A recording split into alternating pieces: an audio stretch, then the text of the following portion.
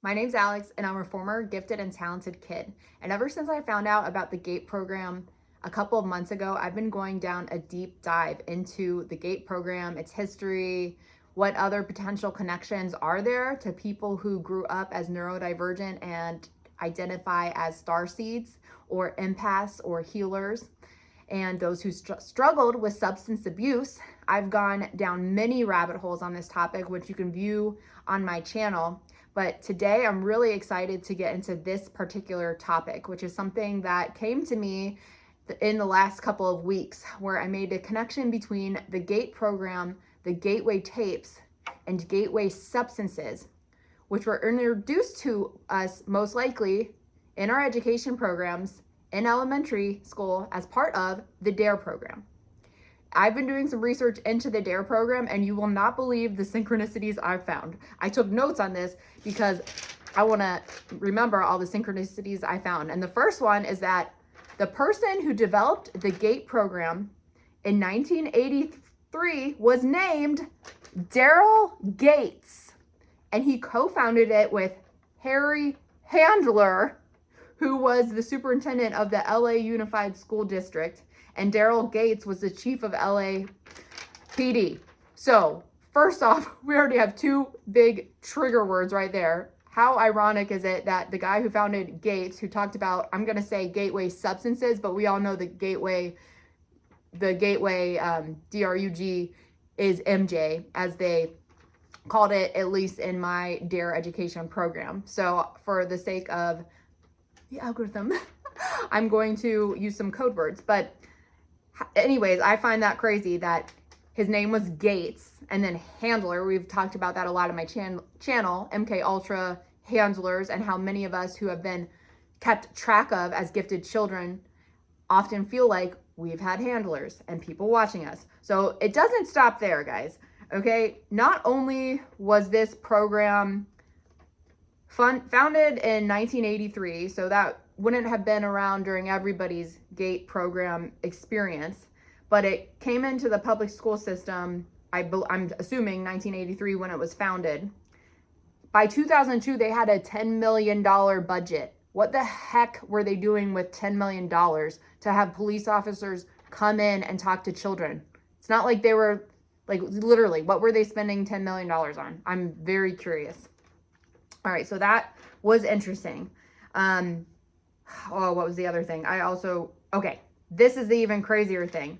So 1983, D.A.R.E program was founded, and a year later, Daryl Gates was sued because as the chief of police, they created an internal public disorder intelligence division, which was an internal spying operation. And they got sued in 1984 for unlawful harassment, surveillance, and infiltration of the progressive movements. So that's pretty wild, because if we think back to all of the things I've talked about in my videos that you're possibly even seeing on other people's channels too, about how GATE kids specifically, because of our gifted and talented nature and how we tested in the top 95th percentile of our class. I've even gone into the connection with bloodlines, so how we could have been tracked. How come every time I talk about this stuff, a car comes by? All right. We've talked about how many of us are being kept track of, right? And isn't it funny that in 1984, the police officer that started another program to infiltrate our system and, how shall I say, influence us, which, side note, that kind of goes along the line with what I think the gateway tapes were, which I'll get into in a minute. But don't you think it's interesting that the officer that founded the D.A.R.E program also started an internal spying unit in their unit, and they got sued for it? So anyways, the D.A.R.E program was implemented in about 75% of schools, and I think it was usually done in 5th and 6th grade, and they would have a police officer come in and talk to students over the course of 10 to 17 weeks. But the interesting thing about the D.A.R.E program is that they also encourage students to speak up if they knew anyone that was on drugs. So almost encouraging children to be tattletales. But how does all this tie into the GATE program? Okay, so the first thing I mentioned was that the GATE program, if you don't know, I'm assuming you know what the GATE program is if you're on this channel, but if you don't know more about the GATE program, it's called Gifted and Talented Education. Sometimes it was called the TAG program. Sometimes I don't know the other names for it, but there's been other names for it, right? But basically it was for gifted kids who tested in the top 5% of their class on standardized testing, but it was also for children who performed, who had an exceptional ability in creative or performing arts. And then I've also talked about on my channel how a lot of these kids seem to be veering off into different groups. There were some that ended up working for the CIA, the military, MENSA, recruited by MENSA, and then others that ended up with substance abuse issues, or they ended up they were recruited by Hollywood, or they ended up working in Hollywood in some way, shape, or form, or as maybe even modern day influencers, right? Because these kids who are chosen for these programs did probably also have the ability to influence, because chills right now, but one of the precursors for how they tested gifted kids was they noticed gifted kids were creating and not copying, right? Okay, so this is where it's gonna also get a little crazy. I brought up the connection between the Gateway tapes because that is also connected to potentially why these children were picked, because a lot of the GATE kids have vivid memories of flying, astral traveling, sleepwalking, alien abduction, premonition, psychic dreams, psychic senses. Like, they're very spiritually connected. And I mentioned in my videos a lot that I'm not still completely sure if those were traits that we were born with, which I'm leaning towards thinking they are, or if these were skills that were taught to us. I personally believe that everyone on this planet I believe that human beings are receivers, so I think we all have potential to tap into psychic abilities, but I think most of us are mass programmed and mass brainwashed, so we never get a chance to actually tap into our potential. But how are the Gateway tapes relevant to this? The Gateway tapes are super relevant for me personally because I had completely locked the GATE program and Gifted and Talented program out of my mind for about 30 years, hadn't thought about it at all until I heard in somebody's video, they played the beginning of the Gateway tapes and I heard his voice and it gave me an eerie feeling all over my body. I started to feel, for lack of better words, disgusting, like something happened, something bad happened. I had a feeling of dread. I don't really know where it came from because prior to that, I never had negative experiences when I thought back to the Gifted program. In fact, I had pretty much zero memories.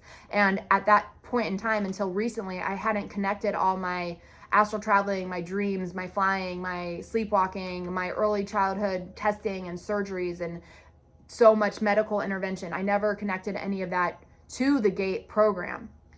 But what I've found on this wild journey is that I definitely had all those experiences growing up, and most of them that I remember were active around the time I would have been in elementary school. So I want to say 7. I'm not sure if that's accurate, and I definitely remember being like 6. I would have been probably kindergarten age, where I was sleepwalking a lot. That was actually the age I was most actively sleepwalking, around 6 or 7. So that would have been right when I went into elementary school, when I most likely got into the Gifted program for the first time. The memory I do have is my very first memory of the Gifted program was kindergarten and getting taken out of class with probably only a group of 3 or 4 of us. I don't even remember their faces, and I don't remember what we did.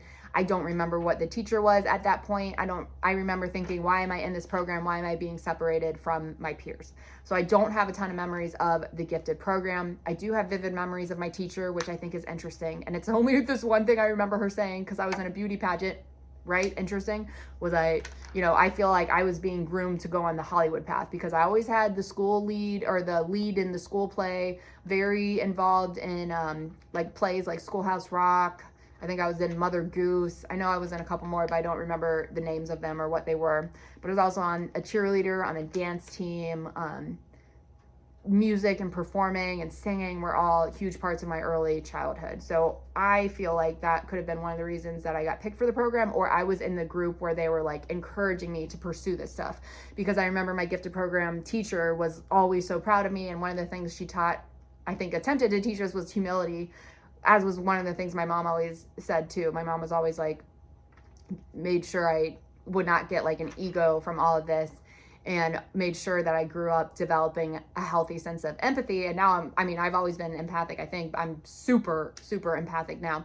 And I was back then too. I was always the kid who wanted to include all the kids and didn't want to hurt anyone's feelings. But I remember my gifted teacher saying something along the lines of, like, you're not better than, just better at. And she was so excited that I was in this beauty pageant and this talent show at the beauty pageant. So anyways, all that very interesting, right? Because I've talked about in past videos, if you missed my Hollywood videos and my Hollywood mind control, definitely check those out, because that's talking about early childhood grooming and how the GATE program specifically, I think, programmed some of us to go down the Hollywood path because of our ability to influence. So going back to the fact that we had psychic experiences around the time that, at least for me, around the time that I was in this GATE program for the first time, because I don't remember my mom talking about a pre-gifted program or anything like that, but they possibly had those too. But anyways, the active experiences, flying, and the flying memories, they felt like memories. They I guess what I, in my mind, remember them as our dreams, but I remember them being in my hallway at my elementary school or my gymnasium at my elementary school, and I would take off in the gymnasium and like run and then start lifting like a plane or something. Then I also have memories. I do remember specifically, I don't know if it's because I was watching Unsolved Mysteries a lot as a kid, but I remember feeling unsafe in my bedroom a lot of the time when I went to sleep at night. So I would either pray, or one of the things I did as a kid was imagine that I was really small. I would shrink myself down to the size of a blade of grass. And then in my mind as a child, nobody could touch me because I shrunk my house and my family. I made us really small so the bad guys couldn't come get us. So that's interesting, because I hear a lot of other GATE kids talk about these nightmares and sleep paralysis, and I had all the sleep paralysis, not super often, but I did have it in my adulthood, which is tied to my drinking days, which again, all of this stuff is connected, and I hope by the end of this video you'll see that. But anyways, all of that to say, the gateway tapes were the thing that started this memory, and the gateway tapes were specifically designed by the Robert Monroe Institute in collaboration with our government to train people to be psychic spies, to have out-of-body experiences, to train remote viewing spies. And the craziest thing about this all is that me, without trying, without official training, like not going to a remote viewing school or government school or anything, I ended up being a remote viewing psychic. Okay? After I got sober, by the way, but crazy, right? Okay? The synchronicities are just wild in all of this. But I grew up to be a remote viewing spy, a remote viewing tarot reader. I only do it with people's consent, so I don't spy on things randomly. But anyways, I also do that in addition to reading cards during a session. But it's something that I discovered by accident. I made a whole video about it, so if you're interested in that journey, just go check out my other video of from gate kid to psychic. I forget, remote viewing tarot reader or something like that. Remote viewing psychic. So you can check out the whole story there if you're interested. But anyways, my point is that the gateway tapes could have made suggestions to us or implanted something in us. I've also heard from other people. I think one of the guys who, I don't know if he was one of the people who helped with it or made it, or because I thought it was just Robert Monroe who made it. So I honestly needed to do more research on this part. But I remember I saw a video of this guy who said something about how the gateway tapes sync our consciousness to something, or they draw our energy, which I don't think is that far-fetched, because you think about Montauk Point and all the theories surrounding that, which I also made another video on, so check that out if you haven't seen that. But there were experiments done on gifted children in Montauk Point at Camp Hero, which was an old military base camp, I think, or military site. And they supposedly opened up ET technology. They opened up portals. They used gifted children, something about gifted children, how they were able to open up dimensions or something. And then it's the show that Stranger Things was based off of. So you're starting to see all this crazy stuff, like just wild. Okay. So all of that to say, did those gateway tapes sync our consciousness in some way? Did they implant something in our consciousness? Did they help develop these psychic skills? But why? My question is, first of all, you have the GATE program that's implemented in elementary school, and we already know that a lot of us feel followed and have been recruited throughout our life by different programs like MENSA or the CIA or secret societies, okay? I've covered all that stuff in other videos too. So we've all been recruited, so there's no hiding the fact that we were kept track of, whether that was just through our bloodlines or through the government and programs on paper, but a lot of us were recruited, right? I would be interested to find a GATE child. If you're a GATE kid that hasn't been recruited to anything, please let me know. I want to know if there's any of us who have not. And if you have been recruited by somebody like CIA, MENSA or something, please leave it in the comments. I would love to see how many of us have been recruited by some kind of organization, government, police, military, like all these are connected to the government, right? So if that's the case, like that's evidence right there. Okay. So recruitment, right? Okay. The D.A.R.E program was also something that was a program implemented by the government in elementary school. And if it was between 10 and 12, it's still that window of light programming where we're programmed. Why didn't they do it at 15 or 16 when our brains are already established and drugs and alcohol become an actual problem? Why were they doing it when we were still kids? Granted, that's the time when the war on drugs was in the 90s, especially but I know some of you attended the program in the 70s and 80s, but I'm primarily speaking to probably the 80s and the 90s and 2000s GATE kids who specifically remember the D.A.R.E program. But my point is that is a government program that came at a time when children are still very moldable. And then, not to mention all of the studies, you can look it up on Wikipedia or the internet, just do a quick Google search and you'll see all the studies that said the GATE program was not effective, and that at some point they stopped giving funding to the D.A.R.E program. I think it would have been sometime in the 2000s. I think 2004, that might not be right, but it was early 2000. I think they stopped giving program to the D.A.R.E program specifically. I think they still have something like it. They call it like Keeping It Real, or they call it something else now, but it's not, I don't think it's the same program or curriculum that we had growing up. But there's all these studies that show it's actually more likely to influence us to do it. And not to mention the fact that it was also acting like a surveillance, I don't know how to say that, program to get kids to snitch on their parents or any adult that they noticed who was doing DRUGS or these illicit substances. And my question is, why did they call MJ a gateway substance? Why was that the gateway? The gateway to what? And then if you were a GATE kid, you were already primed to hear the words GATE. I mean, we could talk about Stargate, which was, a lot of people think that GATE was an offset of the Stargate program, which was part of the Monroe tapes, training people to be remote viewing spies during the Cold War. All right. And then we couple that with the fact that in the GATE program, a lot of GATE kids remember listening to the Gateway tapes, which was influencing us, or worst case scenario, syncing our brain waves together so they could feed on it. The car came by again. What do you think that is? Is the universe telling us something? Were the Gateway tapes programming us to be some kind of hive mind? I don't know. But Gateway tapes, gateway substance. And now let's get into kind of the tail end of what I've already talked about in other videos about mind control, especially Hollywood mind control. Now, Hollywood and television programming has got to be the biggest influencer of all time. Social media now we have influences at our fingertip, right? So not only were we primed in our youth, you were told that you were special as a GATE kid, you were taken out of class in a secret way. You don't really know, it wasn't disclosed to parents what tests they were running, right? And a lot of us just tucked this away for years. We don't remember most of it. Not to mention the pink drinks and all that sketchy stuff, which God knows what was in that.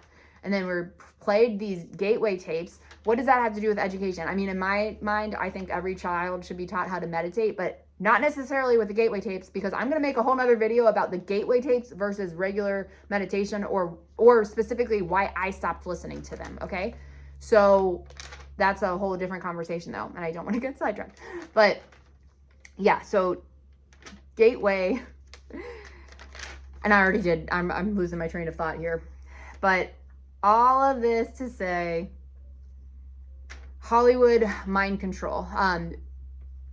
You see how all of these things are government programming, and then I've talked about the Illuminati, mind control, undetectable mind control slave articles so many times. I'm a broken record.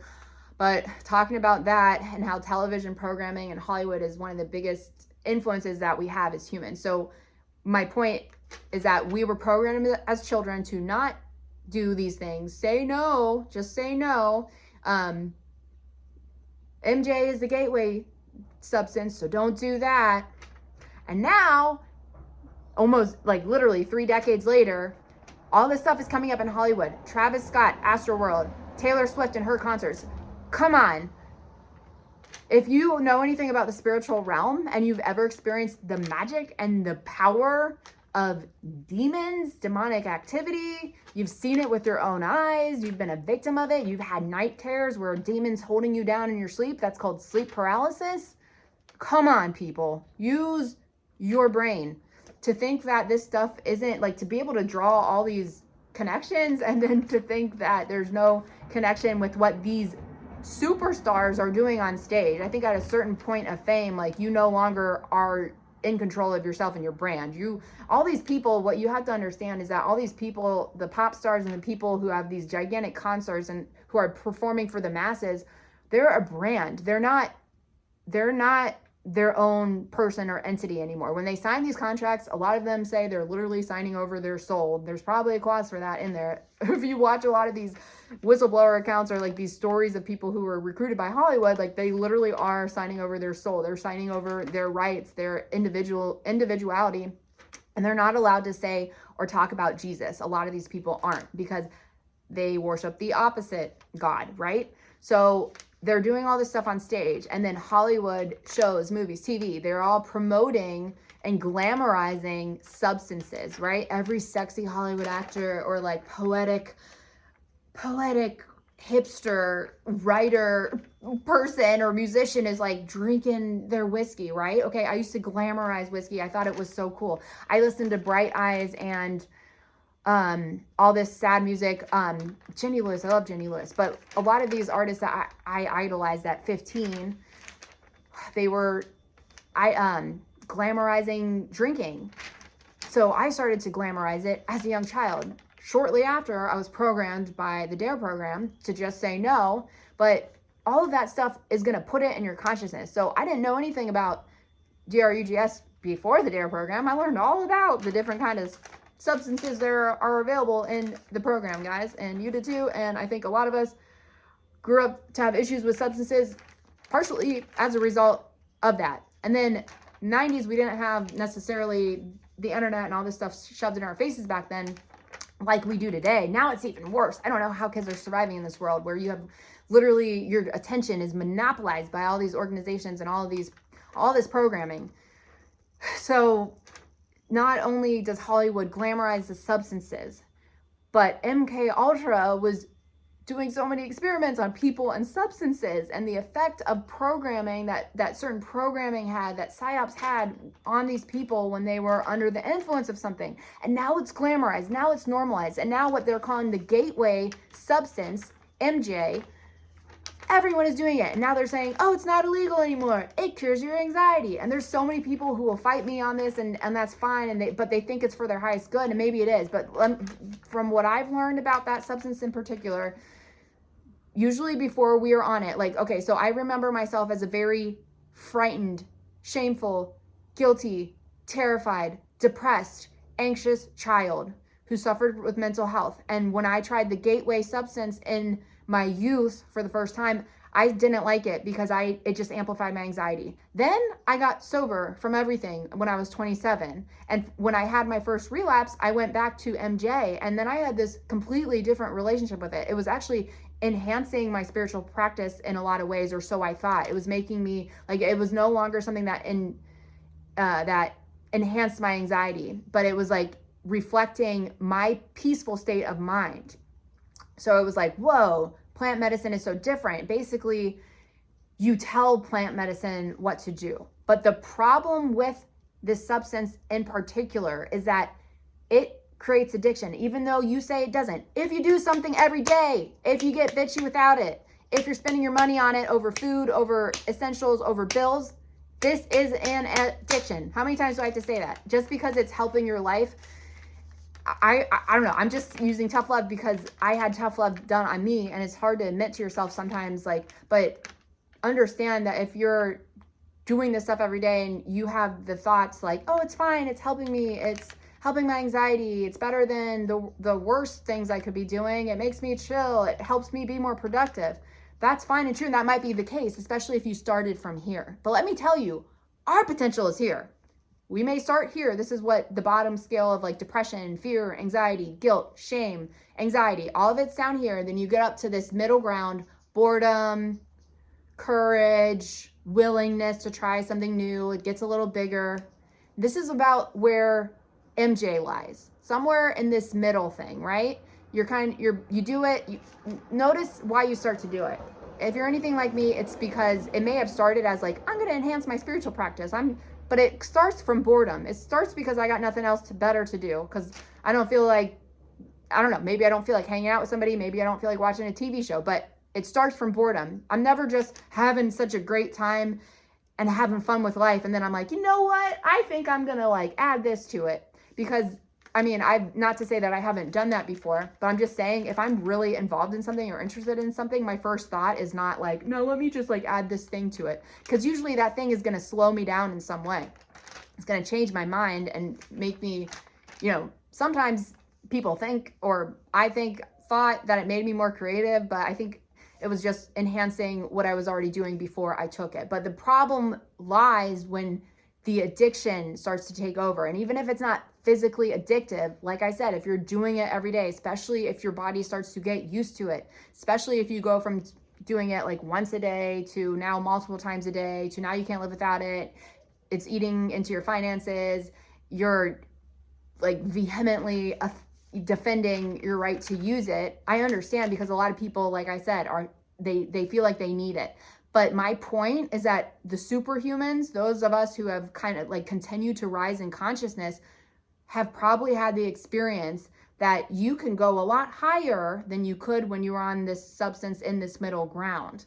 Because this, like I said, is boredom, courage, willingness, trying something new. And then you get into higher frequency emotions like enlightenment, love, peace, joy, knowledge. All of these things are circling, and they're bigger. They're circling above that middle ground. And I've heard other spiritual teachers talk about how MJ is the template reality, right? So maybe it's the higher end of the matrix that we were living in at certain points of our life, but it's not the highest place that we could go. And one of the ways to break out of the matrix and programming and to stop falling victim to programming, like one of my last videos, which was talking about how a lot of people at these satanic concerts were, as part of the rituals, without even knowing they're part of the ritual, they're under the influence of something. They're under the influence of a gateway substances. They're having a gateway experience into the spiritual realm.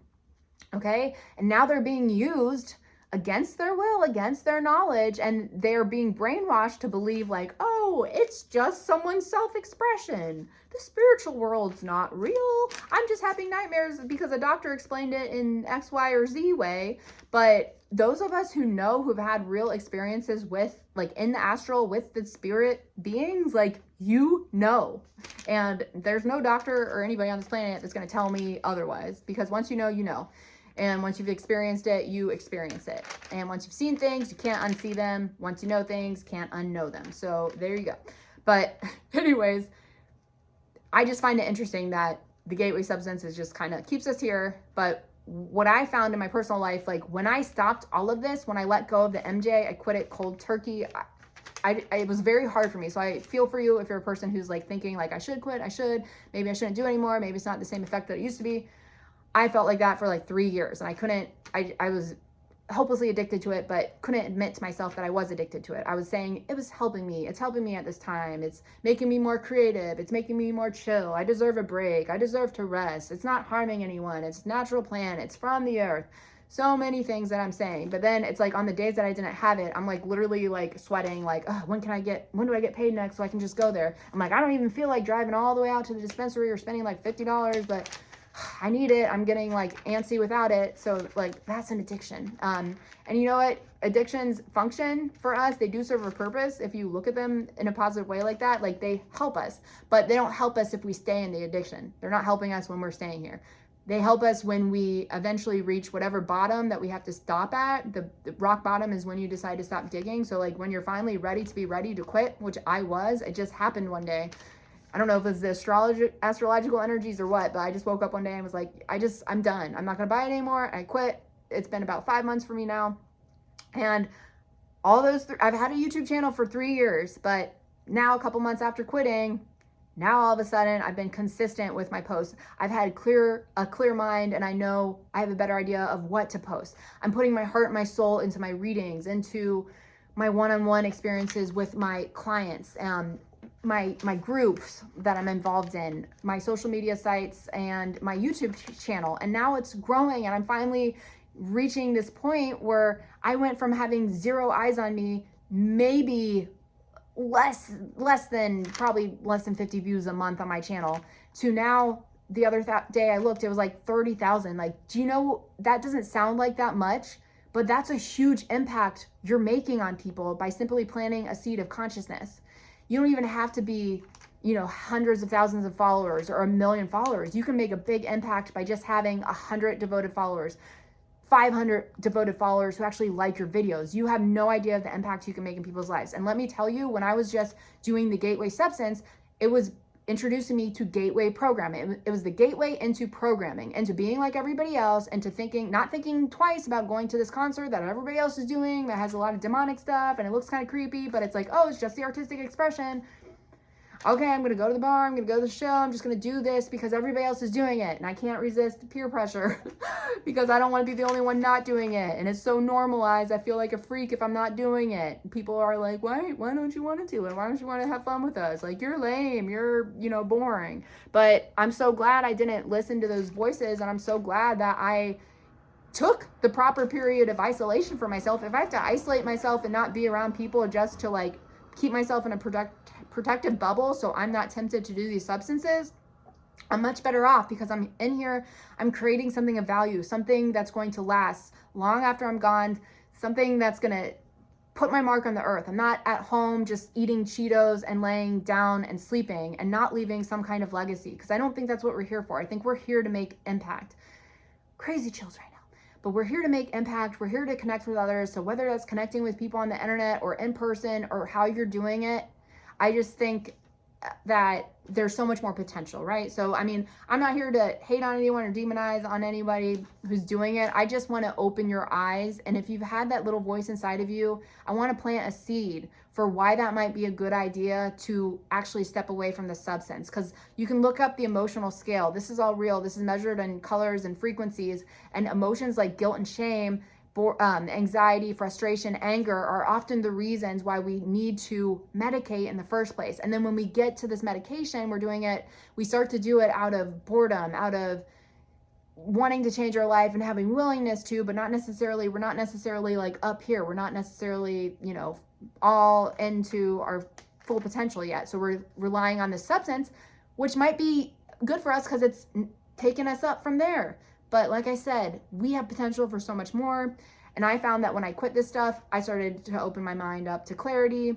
I started meditating, not to the gateway tapes, but to like purely myself, purely the air, purely me, myself, and I. And I sat through the uncomfortable moments of sitting with myself and hearing my voice being really loud, not being able to quiet it, but just being like, that's okay. And when I finally, like, that stuff diminishes in time. It gets quieter in time. You become a pro meditator the more you do it, just by being committed to it.